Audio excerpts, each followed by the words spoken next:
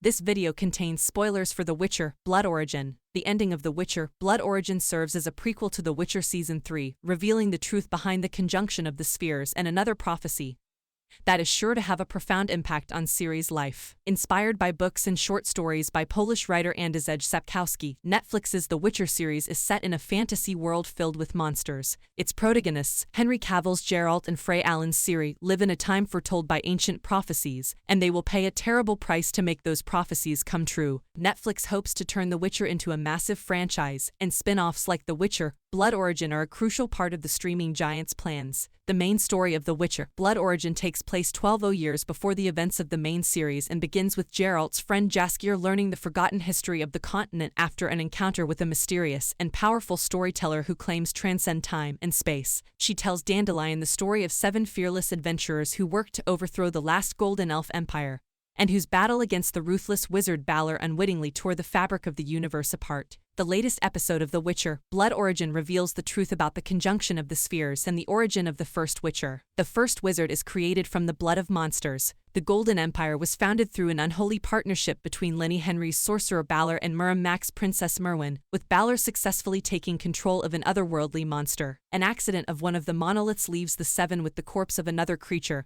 and they have an idea: use sorcery and alchemy to combine the monster's essence with one of its party. Laurence O'Fuarane's Fjal becomes the first Witcher to undergo a version of the ritual that would eventually become known as the Trial of Grasses. However, this initial process is dangerous as the monster's blood gradually takes over its mind. Only Isle's love of Sophia Brown allows him to retain his humanity for a short time, and he must ultimately be killed. The Seven initially believe that only one of these beings will ever be needed. However, they soon learn otherwise, as their attempt to stop Balor and destroy Zentria's master monolith goes horribly wrong, unleashing monsters onto the world. No doubt the Trial of Grasses has been perfected over the years, using the blood of various monsters to create more Witchers. This provides another possible reason for the near extinction of the Witchers in Geralt's time, when monsters are rarer. The Witcher: Blood Origin finally explains the joining of the spheres. The Witcher: Blood Origin explains the conjunction of the spheres, a mystical event where different worlds and times collided. Zach Wyatt's Sindral had discovered how to use ancient dwarf monoliths to travel through space-time, a power Balor had abused.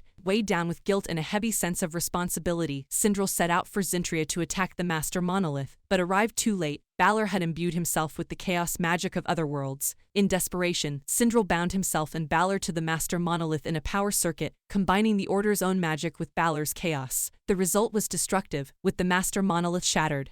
But the destruction reverberated across space and time. It caused the spheres to join together. The fragile veils between worlds have been torn apart, the narrator explained as she related this story to Jaskier. The planes of existence began to intersect. Heaven fought with heaven, fed night after day. Multiple worlds intersected, scattering species like seeds as they coalesced. This is the origin of the monsters seen in The Witcher, creatures from other worlds and other times stranded on the continent.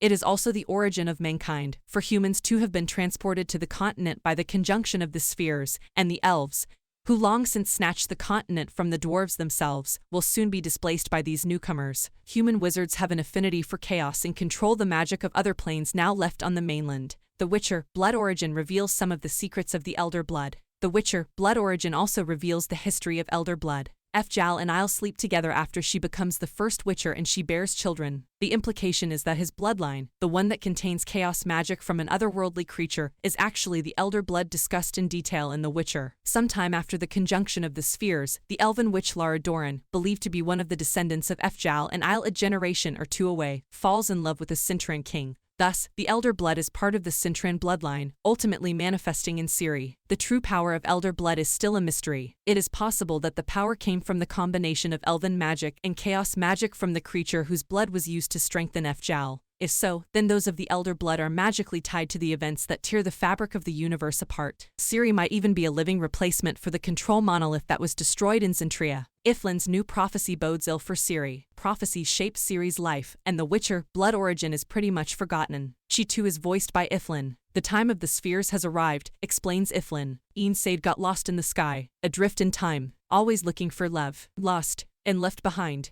The lark seed will carry the first note of a song that will end all time, and one of its blood will sing the last. This, of course, is not Ithlin's most famous prophecy. It has already been heard in The Witcher, and it differs from that of the storyteller, which explains Dandelion's astonishment, especially at the idea that the prophesied would be responsible for the end times. The Witcher, Blood Origin sets up the Wild Hunt in Avallac'h. The Witcher, Blood Origin post-credits scene reveals the origin of the Wild Hunt, the ancient elves destined to pursue Ciri in The Witcher. Elves appear to have been scattered into spacetime by the conjunction of the spheres, most notably Eredin Breek Glaus and Avallac'h, who were apparently already watching Ciri. In the books, both Avallac'h and Eredin become obsessed with Ciri after discovering the potential of her elder blood, and pursue her in a frankly mad attempt to woo her. The post-credits scene of The Witcher, Blood Origin is therefore a direct link to the main series, as the Wild Hunt became aware of Ciri at the end of Season 2 of The Witcher. The story of this prequel series is therefore more important than it seems, as it provides a context for the future story of Ciri and creates the main characters. Thank you for watching. Please like and subscribe and support my channel.